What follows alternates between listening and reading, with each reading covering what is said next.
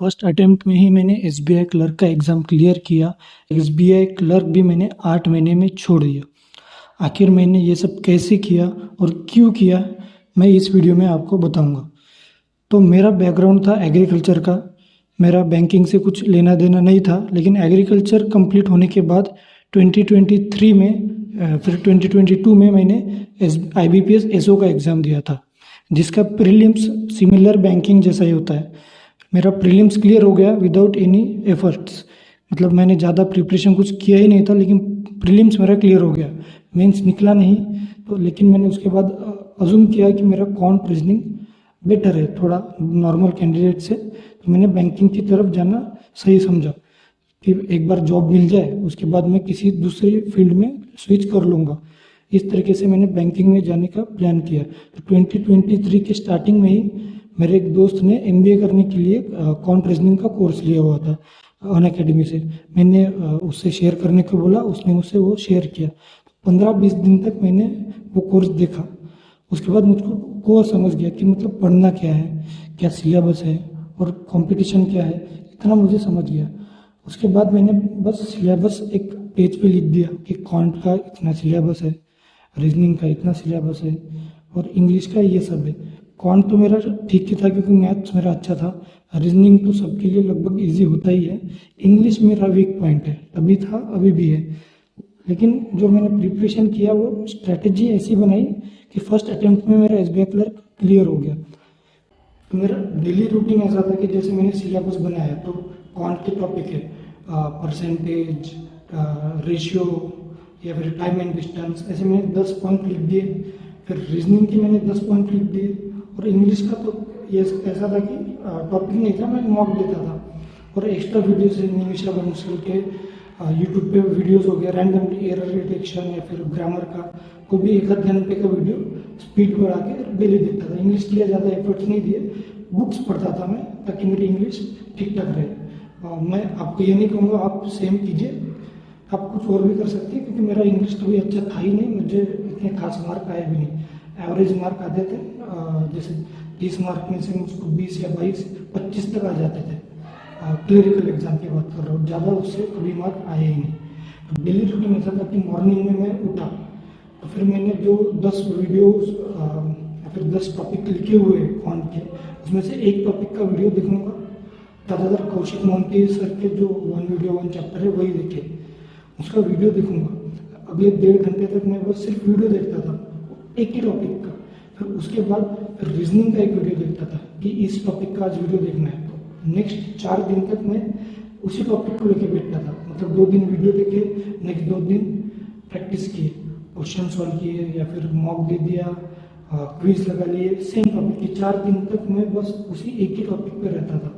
कुछ टॉपिक जल्दी हो जाते थे, जैसे परसेंटेज हो गया, वो तो 2-3 दिन में हो जाता था क्योंकि पहले से आता था। तो इस तरीके से मैंने बस यूट्यूब से ही, कहीं और पे मैं गया नहीं। अनअकैडमी था लेकिन टीचर्स वही थे जो वहाँ पे टीचर्स थे, सेम टीचर्स यहाँ पे भी थे और पढ़ाते भी वो सेम ही थे। तो मैंने यूट्यूब के बेसिस पे स्टार्ट किया और टेलीग्राम पे PDFs आती थी, वहाँ से क्विज लगाया करता था। तो मैंने नियरली 2 महीने तक ये सेम रूटीन फॉलो किया। मेरा सिलेबस कंप्लीट हो गया सिर्फ 2 महीने में।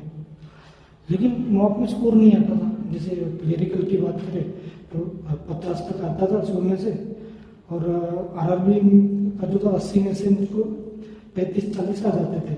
और PO के एग्जाम में 40-45 कुछ मार्क आते थे, कभी स्कोर बढ़ा नहीं।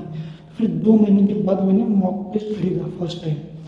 एक्चुअली सही स्ट्रैटेजी लगी मुझको, क्योंकि आधा सिलेबस करके मॉक देने का कोई मतलब नहीं था। मैंने मॉक टेस्ट स्टार्ट किया तो फिर मेरा रूटीन चेंज हो गया।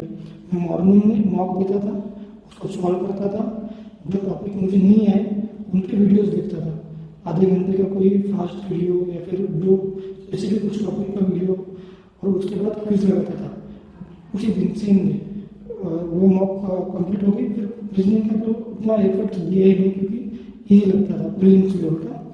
फिर मेंस के लिए मैंने क्या किया, प्रीलिम्स का चल रहा है मेरा, मेंस के लिए फिर एक्स्ट्रा वीडियो देखता था, सिर्फ वीडियो देखता था। स्टार्टिंग का 1 महीना मैंने सिर्फ वीडियो देखा कि क्वांट में DI कैसे सॉल्व हो रहा है, और जो वीडियो में DI है वो मैं खुद सॉल्व करके देखता था। अगर नहीं हुआ तो फिर वीडियो देखो।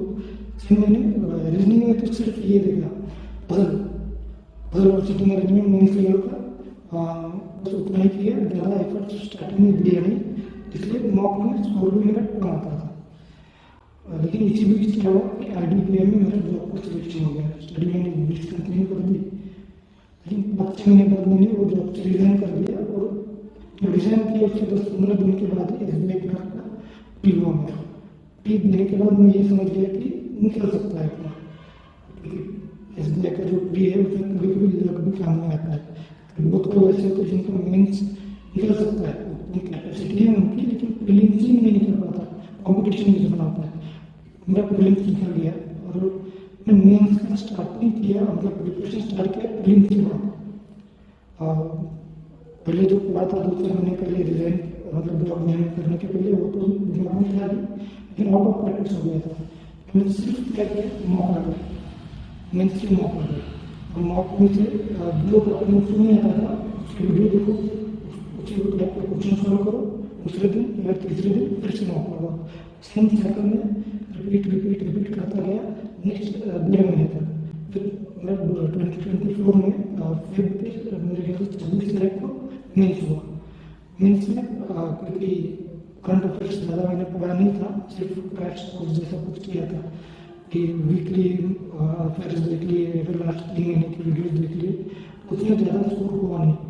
काउंट मेरा अच्छा था, उसमें स्कोर हुआ, और रीजनिंग भी अच्छा था, उसमें मेरा स्कोर अच्छा हुआ ओवरऑल। लेकिन मैं महाराष्ट्र से फॉर्म भरा था और सबसे कम सीट हुई भी थी, और 100 सीट्स कुछ थी, और कैटेगरी वाइज अगर देखी जाए तो बहुत ही कम, 20 से 25 सीट के लिए कॉम्पिटिशन था।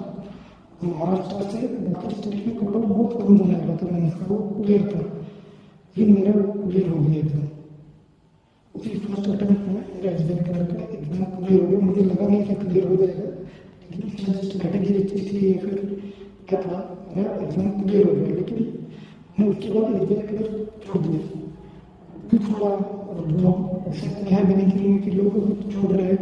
अगले वीडियो में बताऊंगा SBI का जो वर्क कल्चर है, जॉब प्रोफाइल है, मेरी पोस्टिंग कैसी थी, ये सब आपको मैं नेक्स्ट वीडियो में जरूर बताऊंगा।